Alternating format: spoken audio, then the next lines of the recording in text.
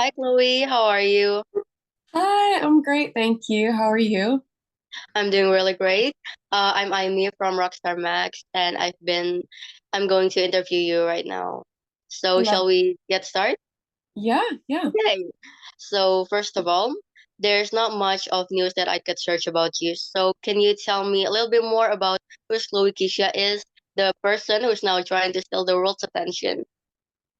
Of course, yeah. I'm Chloe Keisha. I'm Malaysian born, but now living in London, and I write pop music. I guess like alternative pop music is maybe a better way of describing it. But I'm a cat lover. I'm a knitter, crocheter, but I also love to sing and I love to write songs and perform them as well. Yeah, I'm a cat lover too, and cats just really like a emotional support system. You know what I mean? Oh my God, girl, literally, I have two and they're my babies. Like they literally my life. I don't think I'd be doing music without them. That sounds very dramatic, but it's true. Yeah, okay. As a rising star, you have received lots of attention from music fans through your two singles that really represent the life that relates to the current situation. Can you tell us the story of the making the song VCR home video and I Light I'm Sorry, which were released only 1 month apart? Yes, yeah. So the process for both of them were fairly different. So VCR home video, we started with a few writers back in like end of last year, and we wrote the chorus. I knew I wanted to write a song about like parental child relationships, just because I had been through a couple of rocky moments with my parents during the pandemic, and it was just something that was on my mind that I wanted to get out. And overall, VCR home video took a couple months to finish just because we wrote the chorus and then for some reason we just didn't finish it for ages. Like it took us months to finish it for some reason.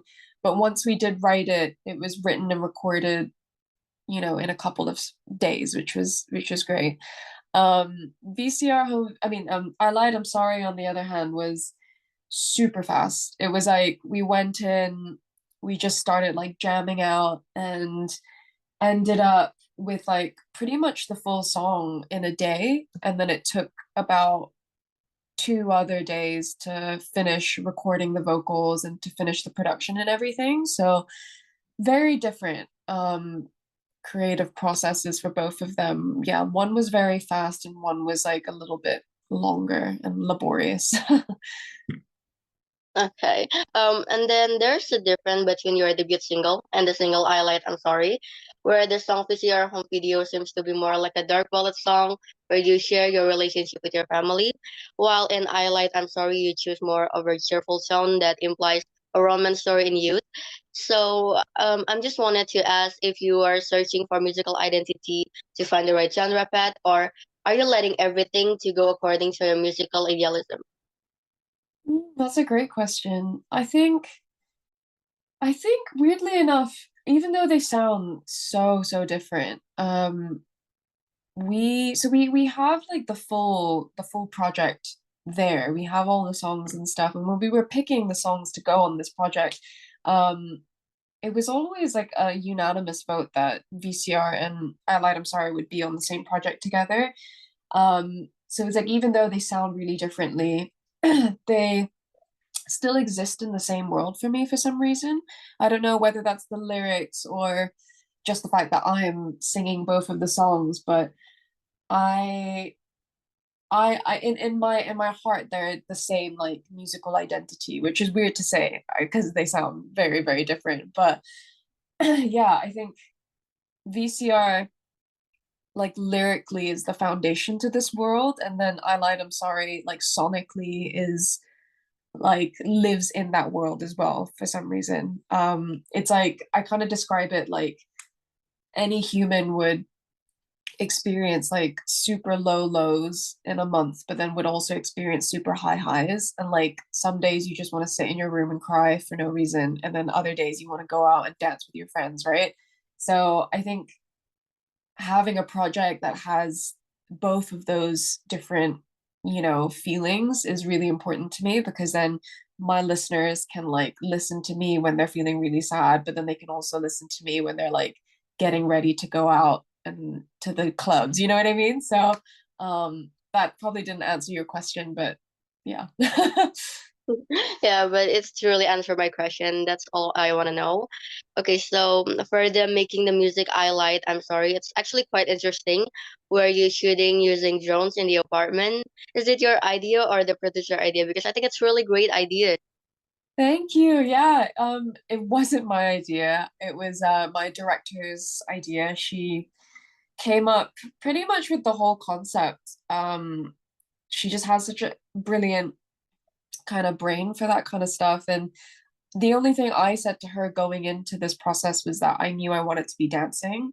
I don't dance. Like I'm not a natural dancer, but for some reason I woke up one day and I was like, oh, I should be dancing in the music video. And I knew I wanted to like push myself, even though I had never really danced before. So that was the only thing I said to her. And she just kind of took that and ran with that idea. She was like, and we're going to use drones and we're going to do it in an apartment and it's going to be great.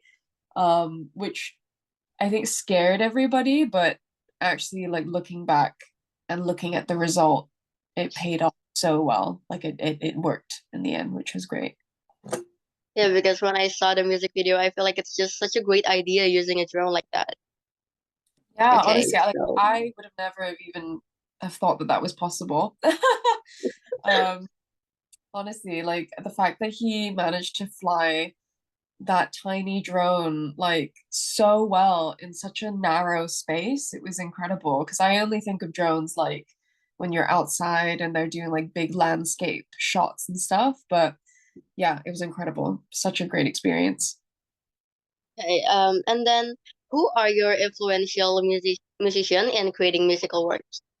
Yeah, I think lyrically and like melodically, I draw from a lot of like the pop acts that are doing really well now. Like obviously like Chapel Rowan, Sabrina Carpenter, Troye Sivan, who I'm a huge fan of.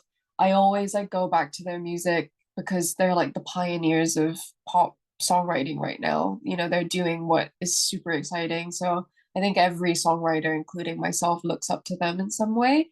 And then for production and for like the sound of the songs, I think we draw a lot from like 80s music. So a lot of like Talking Heads, a lot of New Order, like just yeah, a bit more like nostalgic kind of sounds.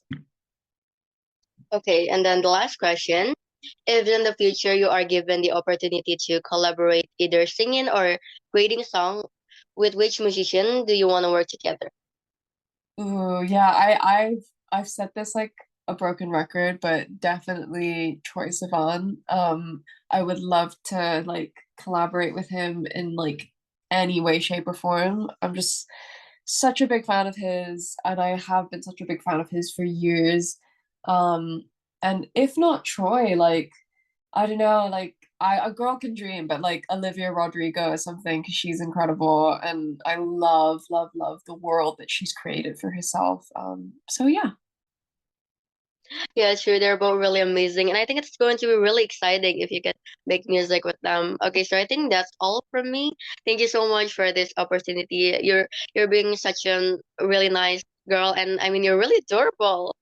Thank you. Oh, like likewise. Thank you so much for having me. It's been such a pleasure speaking to you today. Thank you.